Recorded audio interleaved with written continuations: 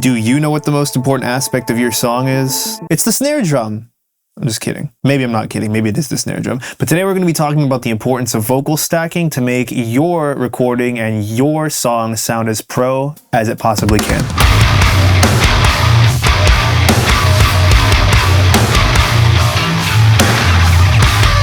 Thank you guys for tuning in. If you know me, you already know what's about to go down. If you don't know me, my name is David Sustaita. I'm a mix engineer, producer, audio engineer, cinema, bunch of stuff, doesn't matter. Today, we're here to talk about vocals. The creme de la creme, the thing that is going to make people listen to your music or skip over it on Spotify and then you're gonna cry. But more specifically, I'm gonna be talking about vocal stacking and layering so your vocals can sound thick, lush, and stand out in a track.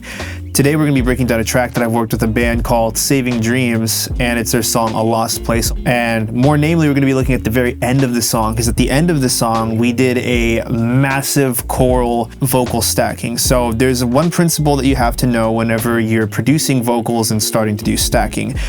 If you were classically trained in band, orchestra, choir, any of that stuff, that should be familiar to you. So when you're scoring your vocals, you need to have a bass voice, your tenor voice, your alto voice, and your soprano voice. And you can omit some of them for creative effect, and we're gonna go over in certain areas where that makes sense. But it has to be implied that there is a bass voice. It has to be implied that there's a tenor voice. It has to be implied there's an alto or a soprano voice.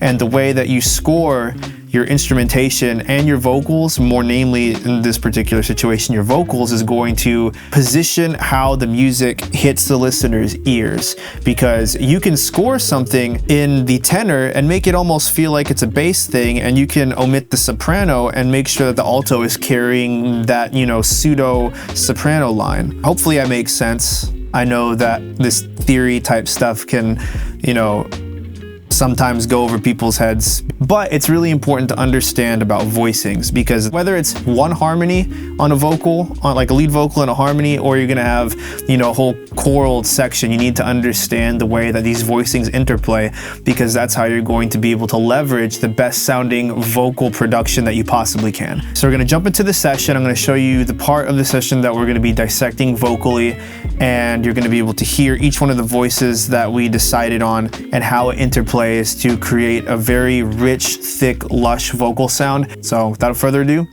let's get into it. Okay, so we are here in the track for Saving Dreams, A Lost Place.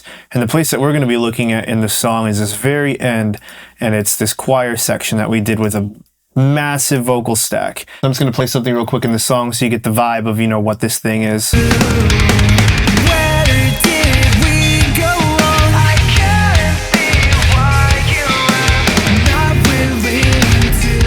It's like a heavy pop punk kind of thing, djenty pop punk. So in this particular track, we have a lot of vocals, 70 to 124, apparently. So we have like 50 tracks of vocals here. I have my verse vocals on one thing, I have my chorus vocals on another thing, then I have my dubs, which are pretty much just chorus vocal dubs. Then I have my main vocal left and right dubs, which aren't harmonies, I have my mono dub, and then I have my left and right dubs. And you can see that those are on very specific points. And then we have our harmony tracks, which is a left and a right for one harmony, left and a right for another harmony, so on, so on. And then these were specific harmonies. These were like tags at the end of a cadence. So these are like transitional harmonies that go into like the next thing to kind of like build up or transition to the next thing.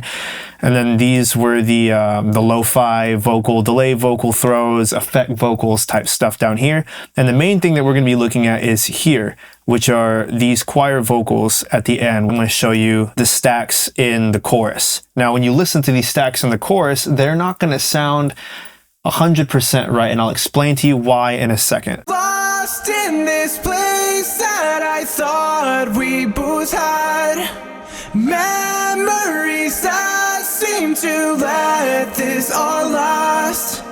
The reason why it sounds almost incomplete or kind of empty is because the chord, or the notes that are completing the chord that these are implying, isn't playing right now. It's played in the bass, it's played in the guitar, it's played in the rest of the harmonic content. Now, the moment I add that root, because there's no root voice here, back to the voicings, there's no bass voice in any of this. You have your lead line, you have your double, and then you have two little falsetto things and then one harmony that acts as a transition right here. Seem to let this all last. And that's the only time you get a sense of a true chord. Now, when I add the bass in there, you're going to be able to very clearly hear the difference. Lost in this place that I thought we both had. Memories that seem to let this all last. And it just gets more and more full, and your ear perceives it as more and more complete the more harmonic content that I start to add in. So I'll add in, you know, the piano here at the second tail end of this.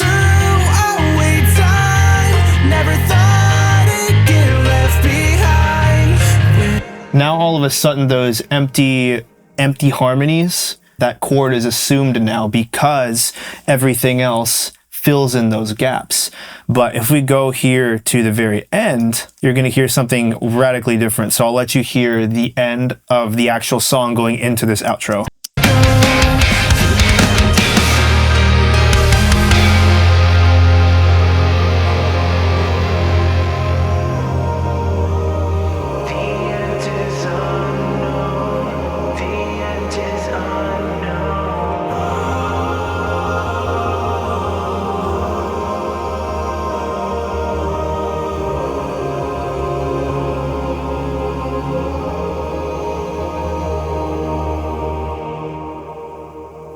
Ain't that just beautiful? Who doesn't want vocal stacks that sound like that in their track? Now this is a bit much for some things. That's why I showed you the chorus first, because there wasn't many stacks going on in the chorus. There were maybe a total of 3 voices. That's it.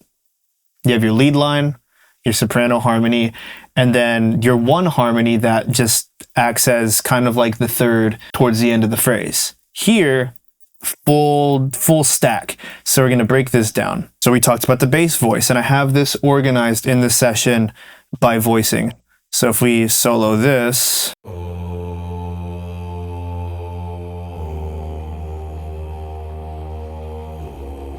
that's the exact same progression that the bass is actually doing in the chorus. And the next voice would be our tenor voicing here.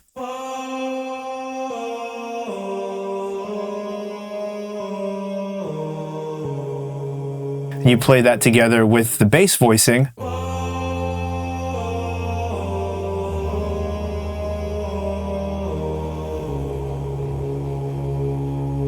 Now let's add on the, I think this is the alto?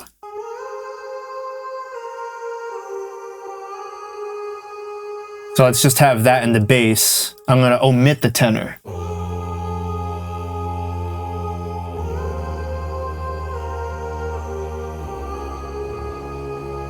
So something interesting that's happening in the first half of the alto voicing, instead of it's going down like the tenor, it's going up.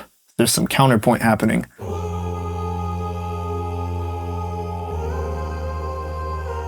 And then it starts to go down. But you'll notice that when we add in these other voicings where it starts to go down, these other voicings will continue to go up. So they end up acting as a continuation of what the alto voicing is doing. Right there.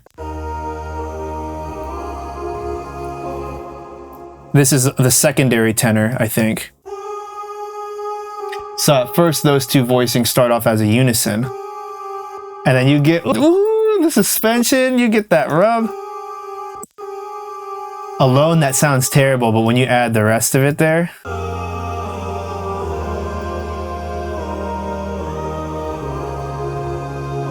it makes those resolutions hit so hard.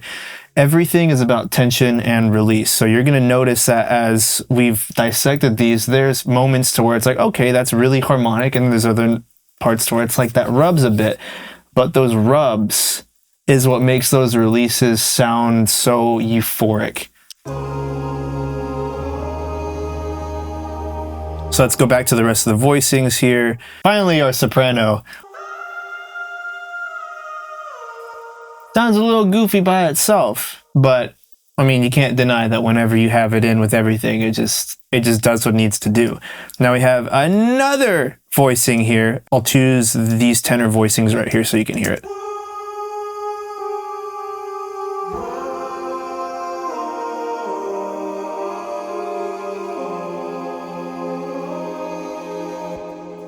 It functions in the same way to, like, I guess it's more fugal, not canonical. It's more of a fugue because it's not the exact same thing. It makes you think it's going to be the exact same thing as the as our main line. That tenor line is our main line, and we're doing a fugal kind of thing here at the end.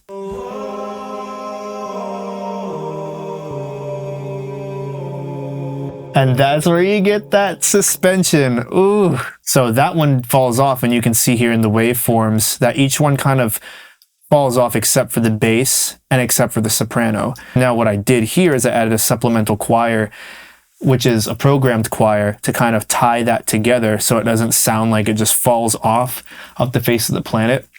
And there's only a little bit here, and this supplemental choir that's down here is pretty much just adding all those flavor notes. I'm going to solo just the supplemental choir.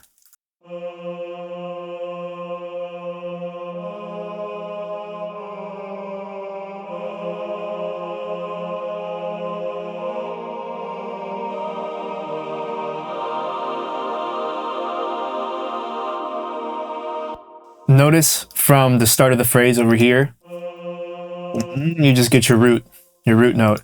But once you get over here, straight up Skyrim crap. Eric Whitaker Skyrim crap. And you'll hear the difference whenever I play the beginning here with everything.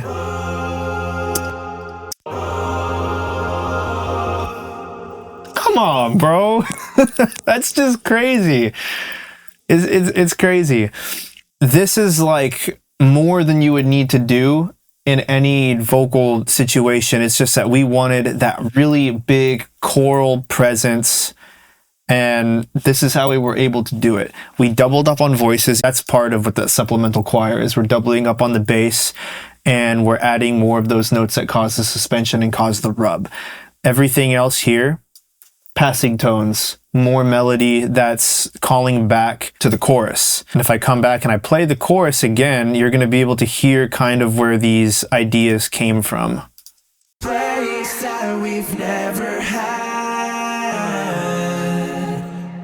Should I let it go?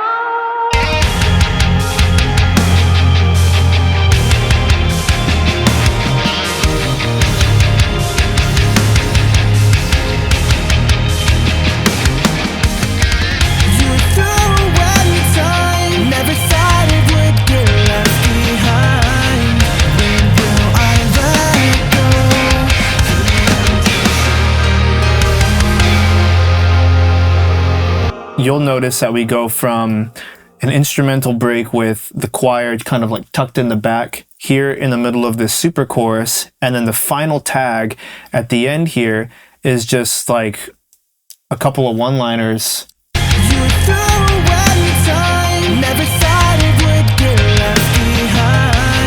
Notice that that has no double. That's a solo vocal just by itself, meant to be kind of intimate. And then we're starting to build up again. On this next line, we have a double.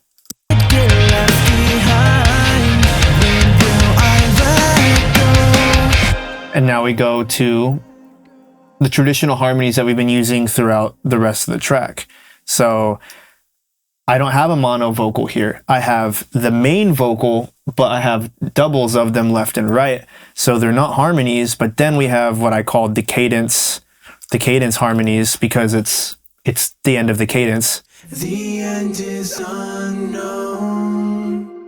And that's what leads into this guy. That's the end of every single chorus. It's just a bunch of push-pull between so we have our big stack here. We have moments to where it gets really close to a big stack like that, but we're doing it in very strategic positions and moments. And we're juxtaposing that against single mono vocals that in the context of the mix, are pretty dry. You can use these techniques and principles on any song, any genre, for whatever reason, and all it is just choosing how big you want to go and how small you want to go. You might have one harmony, you might have 6 or 7. If you want me to go more in depth over other vocal stuff, like how I approach specifically doing harmonies and choruses, or how I do harmonies and verses, or just general vocal production, let me know in the comments. I would love to do more stuff about vocals, but just let me know what interests you guys the most. But I hope you enjoyed this video and you got something out of it. Let me know your favorite vocal tips and vocal production things that you like to do and how to pan things. I didn't mention panning. Very last thing that I'll do, pretty simple. You can see on the screen, I'm just hard panning left and right. I'm not really somebody who does things in the middle. Sometimes I will, but on this particular song, I didn't think it was necessary, especially when I'm putting a bunch of reverb on it, and the reverb is going to cover the entire stereo spectrum anyway, and it's going to fill in those gaps that aren't just the hard pan left and right. Anyway, that's my little soapbox. Thank you for watching, and you guys have a good one.